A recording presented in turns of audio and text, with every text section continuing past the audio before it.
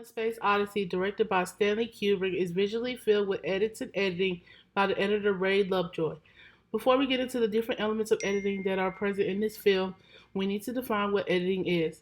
According to Richard Barsham and Dave Monahan in Looking at Movies and Introduction to Film, editing is defined as the selection of shots and sound. As the movie starts, we begin to see elements of editing play out. In the scene of the next day after the prehumans spot the marble, one of the prehumans has eyes on something on the ground, and as the audience, we think that the prehuman is looking at the skull. The shot, seen as the prehuman is having a memory when it discovered the marble, goes back to the prehuman, and we see that the prehuman now has a bone in its hand. The prehuman starts to smash the other bones on the ground, and a third shot of another animal comes into the shot of the prehuman smashing the bones. This creates for the audience that the prehuman has discovered a way to fight off the other group of prehumans and to get food. The shot of the prehuman smashing the bones is considered a match on action cut. Our authors define match on action cut as cutting during physical action and having a connecting shot at the same point in the same action. In another film directed by John Ford, according to the textbook, Stagecoach also uses match on action cut near the conclusion of the movie.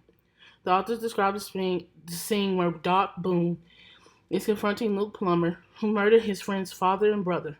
Plummer then sends down a bottle of whiskey, and Boone catches the bottle with ease, holding eye contact with Luke Plummer while Boone drinks.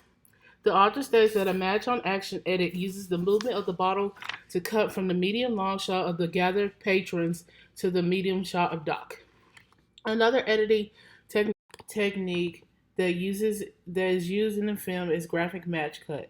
According to the authors, a graphic match cut is the repeat of a similar shape, color, or other compositional element from one shot to the next that applies a direct link between the events and content presented in the two different shots.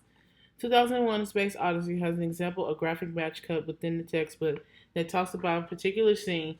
Within the textbook, the graphic match cut that is presented in the film is where the first prehumans discover the first tool, which is a bone that is used as a weapon.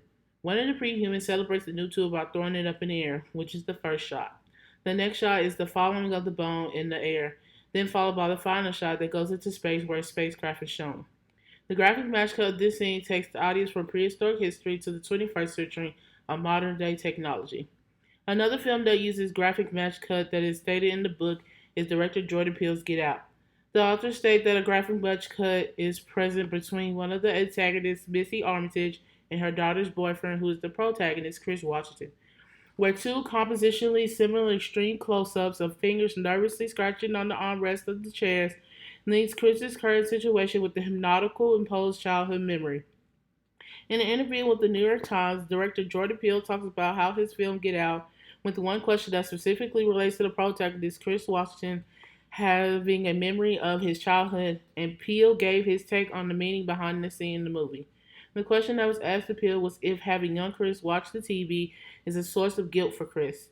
Peele's response was, "It is a metaphor for his inaction and a feeling of guilt when he neglected his family." The fact that the entertainment industry is not necessarily inclusive of the African American experience is a similar form of neglect and is a symbol of a deeper problem. I wanted to make a film that acknowledges neglect and inaction in the face of the real race monster. In the process, I wanted to give a horror movie to everyone, but really to black audiences who are loyal horror fans. We watch movies screaming "Get Out" in dark rooms at the screen that we cannot affect. It is a symbol for that which stops us from action. The inaction that Peele is describing is definitely shown when Missy Armitage hypnotizes him into having to remember his childhood, when he lost his mother, and the graphic match cut of the scratching of his fingers linked with his memory also shows the inaction of Chris because he cannot do anything to stop the situation. Stanley Kubrick does not do a lot of interviews, and if he does, it is on rare occasions. In an online article made by Brent Lambert, he talks about how he found a lost interview of Kubrick where he describes the meaning and concept of 2001: A Space Odyssey. The question that was asked to Kubrick was, did you deliberately try for ambiguity as opposed to a specific meaning for any scene or image? Kubrick's answer was no. I didn't have to try for ambiguity. It was inevitable. But it's the ambiguity of all art, of a fine piece of music or a painting. You don't need written instructions by the composer or painter accompany such words to explain them.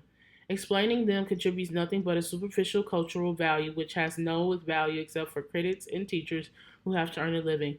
Reactions are to always different because they are always deeply personal. With having the editor Ray Lovejoy editing this film, we see how his editing skills play into the meanings and the thought of ambiguity because different shots that connect can create more than one idea.